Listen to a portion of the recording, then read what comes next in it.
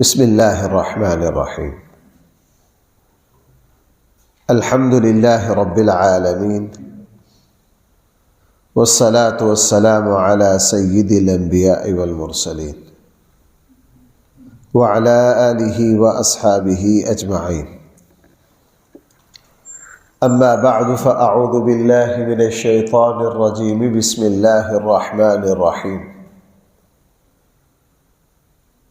أَوَلَمْ يَسِيرُوا فِي الْأَرْضِ فَيَنْظُرُوا كَيْفَ كَانَ عَاقِبَةُ الَّذِينَ مِنْ قَبْلِهِمْ وَكَانُوا أَشَدَّ مِنْهُمْ قُوَّةً وَمَا كَانَ اللَّهُ لِيُعْجِزَهُ مِنْ شَيْءٍ فِي السَّمَاوَاتِ وَلَا فِي الْأَرْضِ إِنَّهُ كَانَ عَلِيمًا قَدِيرًا وَلَوْ يُؤَاخِذُ اللَّهُ النَّاسَ بِمَا كَسَبُوا مَا تَرَكَ عَلَى ظَهْرِهَا مِنْ دَابَّةٍ وَلَكِنْ يُؤَخِّرُهُمْ إِلَى أَجَلٍ مُّسَمًّى فَإِذَا جَاءَ أَجَلُهُمْ فَإِنَّ اللَّهَ كَانَ بِعِبَادِهِ بَصِيرًا صدق الله مولانا العظيم۔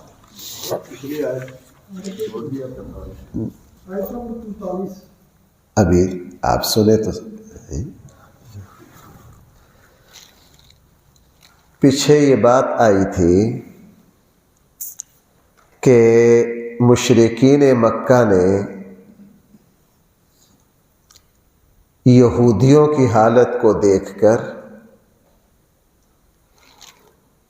عیسائیوں کی حالت کو دیکھ کر اللہ تعالیٰ کی طرف سے ان کو جو نبوت کی نعمت ملی اس کی ناقدری دیکھ کر اللہ تعالیٰ کی طرف سے ان دونوں قوموں کو جو آسمانی کتابیں ملی اس کی ناقدری دیکھ کر اور آسمانی کتابیں اور آسمانی دین جو ان کو ملے اس میں تحریف، تبدیلی، بیزاری، ناقدری، بدعملی، یہ ساری صورتحال دیکھ کر مشرکین مکہ، مشرکین عرب ان پر افسوس بھی کرتے اور ساتھ ساتھ یہ آرزو کرتے، یہ تمنا کرتے، یہ خواہش کرتے کہ ان نادانوں کو اللہ نے کتنی عظیم نعمت دی، انہوں نے اس کی قدر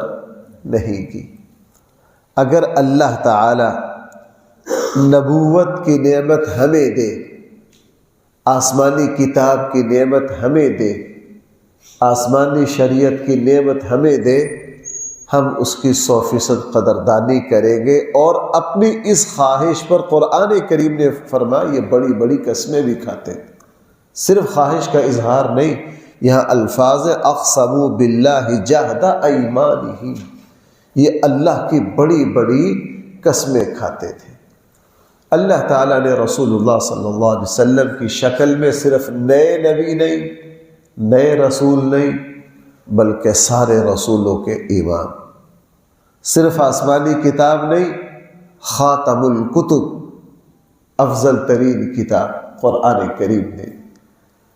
جب اللہ تعالیٰ کی طرف سے یہ نعمت ملی تو یہ نالائق خود یہودیوں کی طرح، عیسائیوں کی طرح اللہ تعالیٰ کی طرف سے ملنے والی اس نعمت کی ناقدری پر کھڑے ہو گئے۔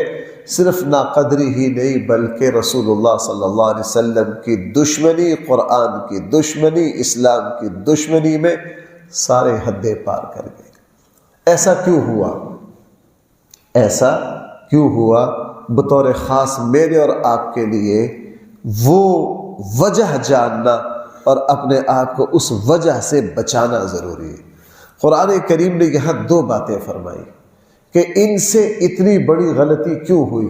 نمبر 1، استکبارا فی الارض، یہ زمین میں بڑائی چاہتے تھے، چودراہٹ چاہتے تھے، اقتدار چاہتے تھے، زمین میں غرور چاہتے تھے۔ ان کا جو غرور اور تکبر جو تھا، ان کی جو انا پرستی تھی، ان کی جو عہدے کی طلب تھی یہ رکاوٹ بن گئی سچائی اور اسلام کو قبول کرنے میں۔ انہوں نے یہ سوچا کہ ہم مکہ کے چودھری ہیں، جو مکہ کا چودھری ہے وہ عربوں میں بھی چودھری سمجھا جاتا تھا، اور ہمارے باپ دادے کا ایک دین چلا آ رہا، یہ اپنے لفظوں میں اس کو دین ابراہیمی کہتے تھے، حقیقت میں دین ابراہیمی ان کے پلے کچھ بھی تھا نہیں، باپ دادوں کی رسموں کا نام انہوں نے کیا رکھ رکھا تھا؟ دین۔ اگر ہم نے باپ دادے کے دین کو چھوڑ کر اسلام کو قبول کیا سارا عرب ناراض ہو جائے گا۔ بھائی کیا ہو جائے گا؟ سارا عرب ناراض ہو جائے گا۔ حالانکہ ہمارے آقا صلی اللہ علیہ وسلم نے ان سے فرمایا لوگوں میں ایک کلمہ ایسا جانتا ہوں اگر تم اس کو قبول کر لو تو تمہاری قیامت، تمہاری جو سرداری سیادت ہے وہ قیامت تک چلے گی۔ وہ کب تک چلے گی؟ قیامت تک چلے گی۔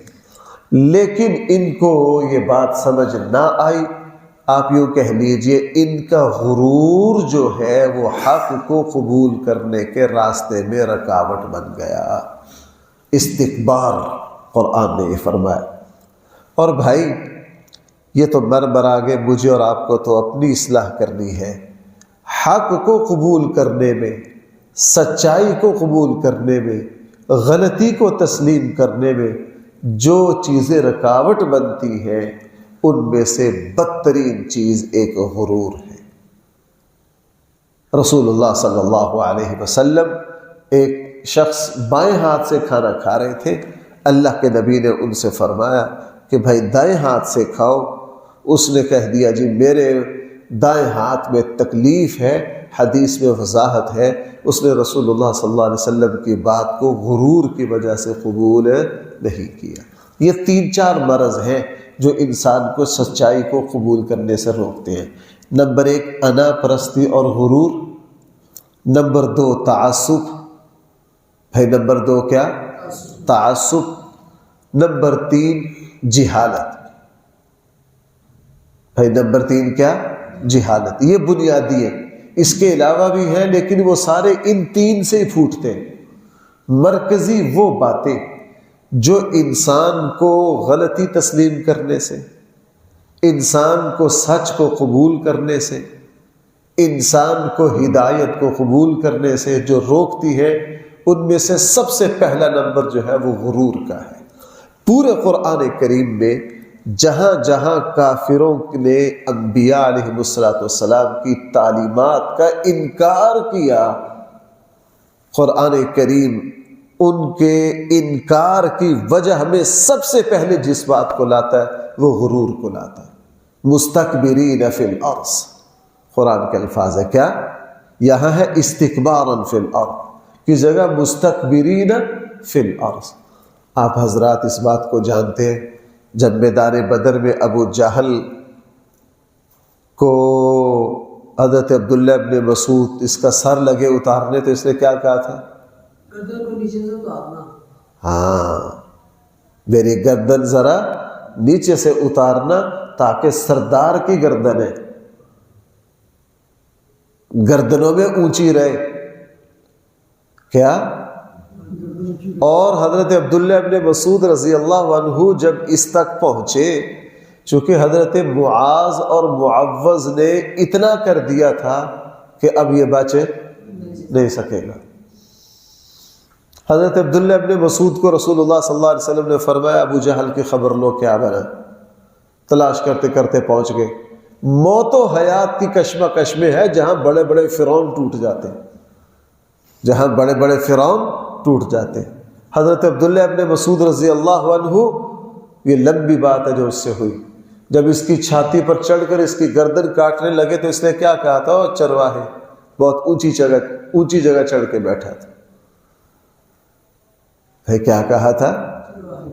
بکریاں چرانے والے بہت اونچی جگہ چڑھ کر بیٹھا تھا۔ غرور انسان کو اتنا مروا دیتا ہے۔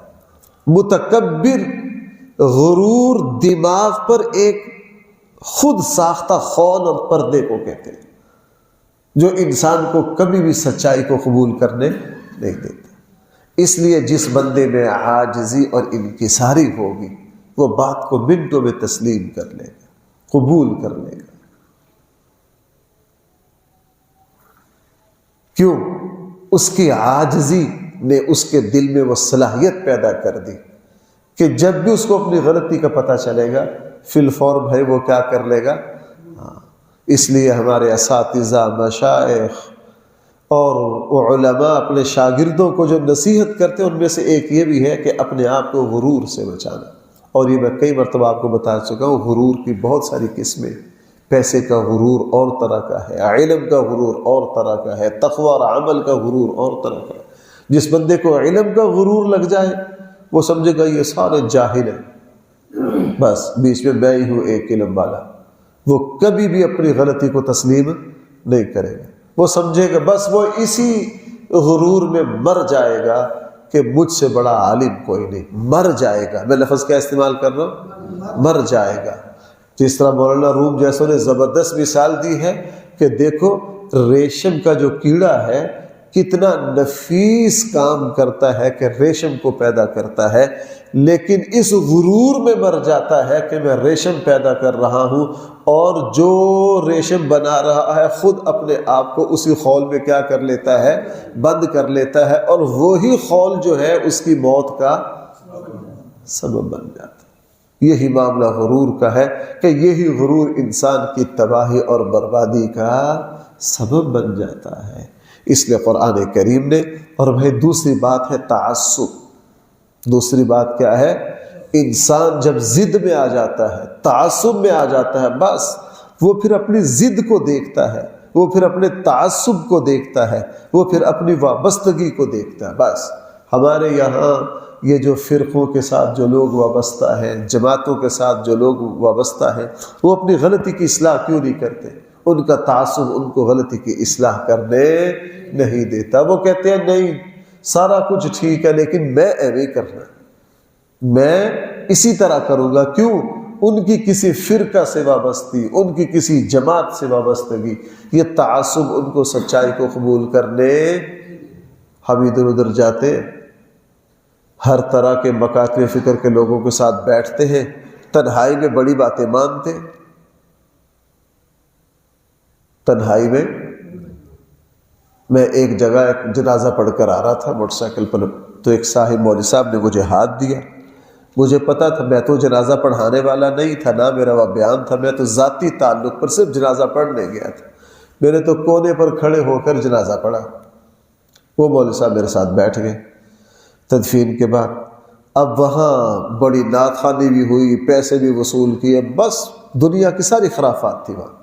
وہ صرف میت کو دیکھ کے لگتا تھا جنازہ تھا، باقی یوں لگتا تھا جیسے شادی ہے۔ بھائی بات سے کیا لگتا تھا؟ کھانے کے لیے شادی حال بھی بک تھا، عام لوگوں کے لیے 50-60 دیگیں بھی پک رہی تھی، اور وہ جتنے مولوی صاحبان تھے وہ اپنے اپنی خدمات کے پیسے بھی وصول کر رہے تھے۔ تو ان میں سے ایک واپسی پر میرے ساتھ موٹر سائیکل پر بیٹھ گئے۔ میں نے باتوں باتوں میں ان سے کہا کہ یہ جو کچھ ہو رہا ہے یہ کیا ہے؟ کیا لگے مفتی صاحب ہے تو غلط ہے تو کہ یہ حالانکہ خود دھیانی لگا کر آئے، یہ ہے غلط۔ میں نے ان سے ایک سوال کیا، میں نے کہا یار مسلمان کا آخری وقت نماز جنازہ، تدفین، غسل، قبر میں اتارنا، یہ ایسا ہونا چاہیے جو باقیوں کو عبرت دلائے۔ بھائی جو باقیوں کو کیا دلائے؟ عبرت دلائے، ان کو موت کی یاد دلائے۔ جہاں یہ صورتحال پیش ہوگی، یہ صورتحال ہوگی جہاں، وہاں کوئی خوف خدا، موت کی یاد دہانی، اس طرف توجہ جائے گی؟ نہیں۔ ساری باتیں مانی میں نے، ان کو نرم نرم نرم نرم ساری ہی منوا لی۔ وہ ڈسکا آنے تک ہر چیز کو مان گئے کہ یہ ہو کیا رہا؟ غلط رہا۔ اب مربتاً اگلی بات تو میں کہہ نہیں سکا، یار اگر غلط ہو رہا ہے تو پھر جناب جو آپ کی جیب میں جو ابھی 15-20 ہزار جو کمائی کر کے لائے ہیں اس کا کیا حکم ہے؟ وہ میں نے نہیں پوچھا مربتاً۔ وہ جیسے شیخ سعدی رحمہ اللہ نے لطیفہ لکھا ہے نا کہ ایک مصنوعی بزرگ، کون؟ حقیقی اولیاء اللہ نے مصنوعی. بادشاہ نے دعوت کی, اس پر گئے تو وہاں بہت ہلکا پھلکا کھایا تاکہ ان کو پتہ چلے میں اللہ کا ولی ہوں, میں کھانے سے زیادہ دلچسپی نہیں رکھتا. اور جب نماز پڑھنے کی باری آئی تو ٹکا کے بڑی لمبی نماز پڑھی, بڑے جم کے. کھانا ہلکا پھلکا کھایا اور نماز لمبی پڑھی تاکہ پتہ چلے ان کو میں واقعی اللہ کا ولی ہوں. اور فارغ ہو کے جب گھر آئے تو گھر آتے ایک بیوی کو کہنے لگے کھانا دو. آئے کدھر سے تھے؟ دعوت سے. آتے کیا کہنے لگے؟ تو بیٹے نے پوچھا ابا جی ہم وہاں کھانا کھا کر نہیں آئے؟ تو زبان سے نکل گیا یار وہاں کا کھانا جو ہے نا مجھے کافی نہیں ہوا. اس نے کہا ابا جی اگر وہاں کا کھانا آپ کو کافی نہیں ہوا تو وہاں کی نماز بھی آپ کو کافی نہیں ہوئی. اگر کھانے کی قضا کر رہے ہیں تو جو نماز لمبی وہاں پڑھ گئے ہیں اس کی بھی کیا کر لیں, اس کی بھی قضا کر لیں. اب میں ان کو یہ تو کہہ نہیں سکا کہ سرکار اگر سارا کچھ ہی غلط ہے, جو کچھ جیب میں ہے وہ بھی کیا ہے, وہ بھی غلط ہے. تو مانتے سارا کچھ ہے, مانتے سارا کچھ ہے. بہرحال تو تیسری چیز ہے جہالت.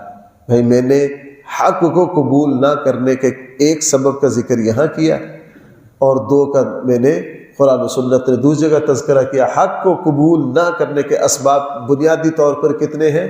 3. نمبر 1 غرور, نمبر 2 پر تعصب اور ضد, اور بھائی نمبر 3 پر کیا ہے؟